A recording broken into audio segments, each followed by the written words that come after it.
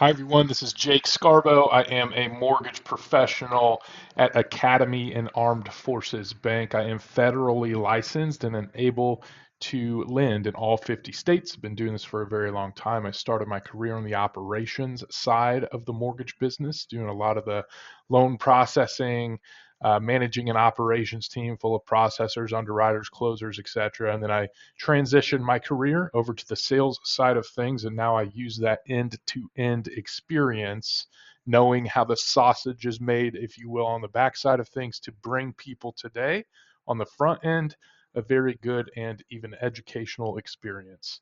Today's video is to give a proper rundown of the federal document that every mortgage lender in America has to use.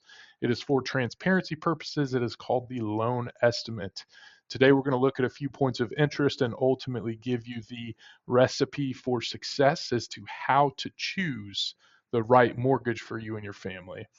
As you see on my screen here, we're actually on the website consumerfinance.gov. They have a very good example of a loan estimate. You can simply Google this. In fact, I've had clients literally Google this while I'm on the phone with them just to give them some of this same kind of run down the proper way to objectively look at what matters and what doesn't on this document because there's a lot going on. So the first thing that I have for you guys as you look at page one of this loan estimate is up in the top right corner.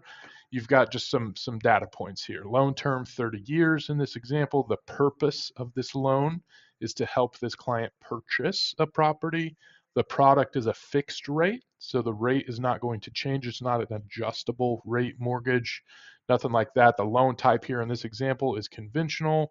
And then the first big point of interest that I have for you is this section right here called rate lock. Typically, you cannot lock in your interest rate until you have a contract to purchase a home. On a refinance, obviously, until you've given the lender the okay to proceed.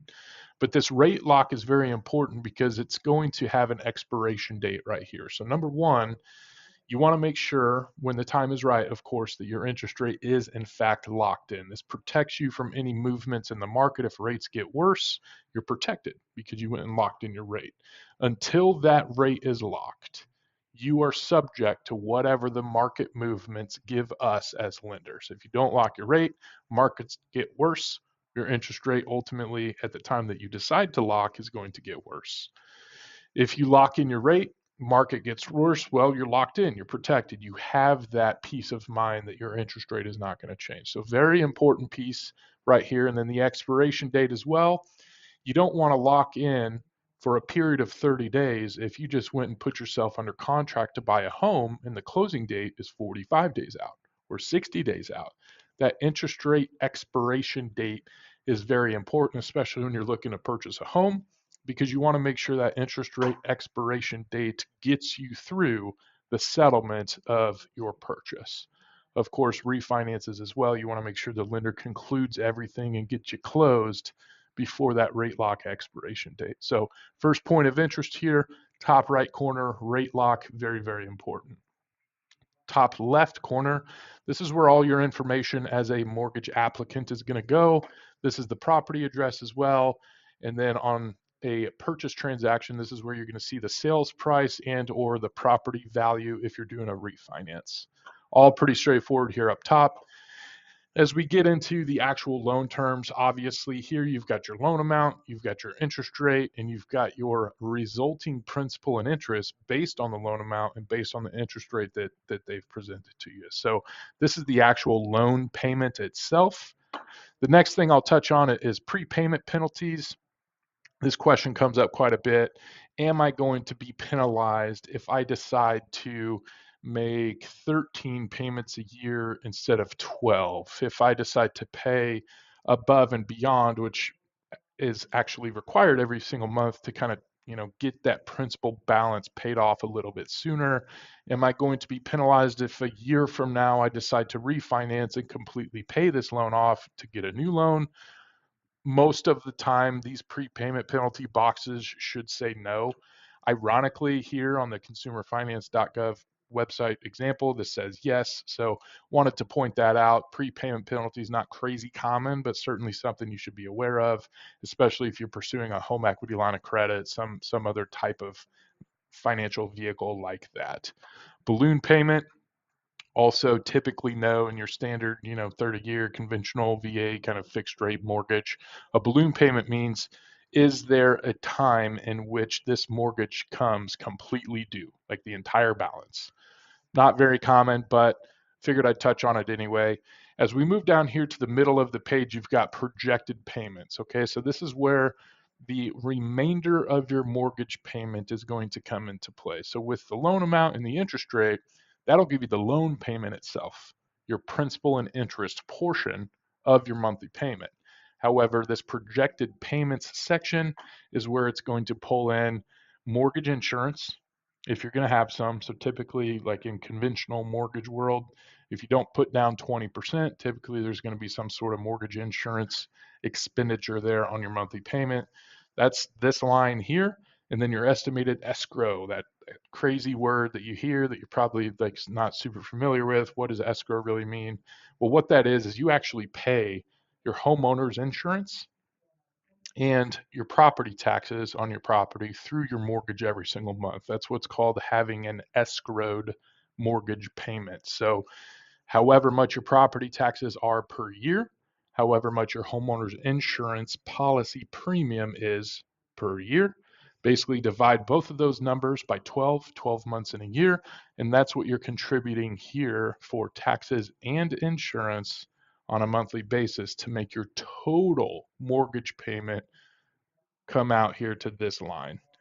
So you've got your principal and interest, the loan payment, you've got your mortgage insurance, if it applies, then you've got your property taxes, and you've got your homeowner's insurance as well. You add everything together, that is what makes your like your total monthly payment. Now, moving down to the very, very bottom here where it says costs at closing, I will tell you the number one mistake that people make when evaluating who to do your mortgage with from a numbers perspective is they look at this bottom line right here, actually second from the bottom, where it says estimated closing costs. You might think I'm crazy because, of course, closing costs matter, but in order to objectively evaluate who to do your mortgage with, you cannot look at this number here because it literally lumps together everything. The proper way is actually on the second page of this document. So I'm going to click on page 2. And what you can see here is page 2 gives you the closing cost details. This is where you kind of dive in a little bit further. You can see that the entire page is boxed off by letter. You got A, B, and C here on the left, and you have E through J here on the right. So I'm here to tell you how to objectively evaluate a loan estimate and how to compare lender to lender in order to make the right decision for you and your family. What you really have to do is, of course, the number one most important thing is the interest rate, right? It's on page 1. You base a lot of your decision off the interest rate, but immediately following the interest rate, almost as important as the interest rate is this loan estimate, page 2, box A, right here. See where it says loan costs in box A and it says origination charges? This is where you go immediately after you identify the interest rate. This is where all of the lender fees are going to live. This is where all of the charges, regardless of what they're called, this is where all of the charges that the lender is charging you is going to go on the official loan estimate. So if you look at this example, the application fee from this lender here is $300. The underwriting fee here is almost $1,100. And then this line item that's purple, it says 0.25% of loan amount. And then in parentheses, it says points. So basically what points are, that famous term discount points, this is the cost for the interest rate that's showing on page 1. So what you can take from this is, in this example, this lender is providing a 3.875% interest rate for a total cost of $1,802. And then if you break down, obviously, that 1802, it's made up of $405 of points or discount points, which are tax deductible as well. Also a side nugget for you, and an application fee of $300 and an underwriting fee of $1,100. Application and underwriting fees are not tax deductible. That's why I took a minute to just kind of explain when you do pay discount points, you can claim those on your taxes, tax deductible. Decent thought process there for another time. Other fees that can live here in box A can be application fee, loan origination charge, broker compensation fees, again, processing, underwriting, as you see here. These are some common terms that you would see in box A. But ultimately, if you know, look at my interest rate and then immediately go to page 2 of your loan estimate, look in box A. That is the second most important thing to evaluate so you can see exactly what the lender is charging you. Now, I'll take a stop there and transition our thought process from lender charges to third party charges. Okay. So here's the secret. No matter who does your mortgage, no matter who you get your loan from, the third party fees will be the exact same at the end of the line. So what I mean by that is go look at this box C right here on this example. In this screen, you see several line items, or this box, you see several line items, title, title, title, title. You got a survey fee, etc. This is all of the service charges that will come from the title company, from the escrow company that's facilitating your transaction. They're going to have their own respective fees. Literally, whatever they tell us that their fees are, that's what's going to go here in box C. Box E, taxes and other government fees. So the government is going to get theirs. They always do. Some states are more expensive than others, but ultimately, they're going to charge a fee to record your deed and your new mortgage in the county records. Some states have what's called a transfer tax. Some states will put a tax on the deed, the actual document that is recorded in the county records. Obviously, us as lenders, we have zero control over what this title company is going to charge, over what the government is going to charge to record the deeds and stuff in your area. Us lenders, we have zero control over what those numbers are going to look like. As you get into box F and G and H over here, boxes F and G is basically your escrow account. So when you go and you purchase a property, you're going to pay the first full year of homeowner's insurance at the time of closing. Now, at this point, you have gone and you've shopped and you've hit up Jake from State Farm and you talk to the insurance company locally there on the corner, and you've done your shopping and ultimately you have chosen an insurance policy. Well, like the title company fees, like the government fees and the taxes that the government may charge for your deed and all that stuff, we as lenders, we do not control what the homeowner's insurance policy premium number is going to look like. Our job is to get relatively close just for budgeting and estimation purposes, get directionally accurate, but ultimately you're shopping for your insurance policy and whatever the premium is, that's what's going to be used here on the document. Same thing with the escrow. Lenders cannot hold in escrow anything more than what is absolutely necessary legally. So again, regardless of how much your insurance is, regardless of how much the property taxes are on the property that you choose, the number of months held in escrow will be the exact same as you move from lender to lender. Are you picking up what I'm putting down here? Ultimately, what you have to do, the secret sauce, if you will, the keys to the city is this. Get your loan estimate, right? It's the official document. Look at the interest rate lock. Is it locked in? Should you be locked in? Look at the interest rate, quite obviously, and immediately go to this box A. What are you being charged for the interest rate on the first page? Frankly, everything else can be disregarded from your consideration as you choose who to do your mortgage with. You objectively look at the numbers and you can tell simply based on the rate lock, the interest rate, and this box A, who is more expensive. Couple of extra points here. Box B, these are Going to differ from lender to lender, but just slightly. As you can see here, these are kind of like onesie twosie fees. It's basically everything that we have to do a mortgage. So like a lot of lenders are going to have like a flood certification or a flood determination fee. This is where the fee for your credit report is going to be, the appraisal costs. Like if you need the appraisal on your property that you're buying, that's where the cost for the appraisal is going to go. Is this going to differ from lender to lender? Yes, but it's only going to differ probably, 20, 40, $60 here and there. Nobody is truly making their decision off of 20 and $40. I did just kind of want to give a rundown on box B. Then another decent point of interest here is in box J. This line item here, it's actually highlighted in this example. This is called lender credits. So this is a line, and right here it's actually blank, but this is a line in where a lender can actually provide you a credit to go towards your closing costs. So sometimes, there can be a number on this line item that ultimately offsets what is being charged in box A. So a quick example would be, yeah, the interest rate is 3.875 on the first page.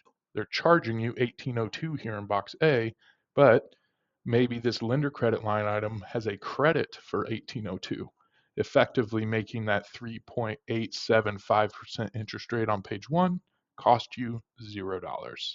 So this is another good point of interest here. Ultimately, as you get down here to the bottom right corner, it's really just a math equation. You total up this entire page. That's where you get that $8,054. Your down payment, of course, any kind of deposit that you make up front, what's called an earnest money deposit, and then ultimately down here at the bottom is what you can expect to bring to the closing table on closing day. So again, I mentioned the number one mistake that people make is they look at this line here on the first page is $8,054. But now after hearing the rundown of what is actually a part of that $8,000, it's all this third party stuff. So if you base your decision off of the overall closing cost at $8,000, you're doing it all wrong. What you really have to do is you go to the second page, you look in box A, you look at this lender credit line, and you really disregard everything else. Now, I will say, as unfortunate as it is, some people in the industry will manipulate these third party numbers, knowing that eventually they're going to change. But some people will manipulate these numbers to look lower, intentionally making these title company fees lower, intentionally making your insurance or your property tax numbers lower to make their overall deal look better, when in reality, all they're doing is manipulating the numbers and trying to avoid the conversation of box A. But now you are educated, you know what to look for. It's the interest rate on page one, box A, page two of your loan estimate. This is how to objectively evaluate who to do your mortgage with. And then in conclusion, you also want to consider the intangibles, right? I have heard some absolute horror stories about lenders out there who never answer their phone. Maybe they're order takers. Are you actually getting sound financial advice? Or are you just, telling them what you want? They're going along. Like, you want to make sure that you have someone that's going to communicate not only with you, answer all your questions to your satisfaction, but also communicate with the realtor that you're using. Maybe the realtor on the other side, someone that's going to answer your call on the evening or on a weekend, etc. So there's a lot of intangibles that go into choosing the right mortgage professional. But if you want to objectively evaluate the numbers, this is how you would identify the difference between lender A and lender B. Ultimately, when it's decision time, you get in there, consider, to whatever extent that you would like, how much weight you put on those intangibles, consider the difference in cost between lender and lender, and make your decision from there. Hopefully you found this video helpful. If you have any questions whatsoever, contact information is in the comments. Thank you so much for watching.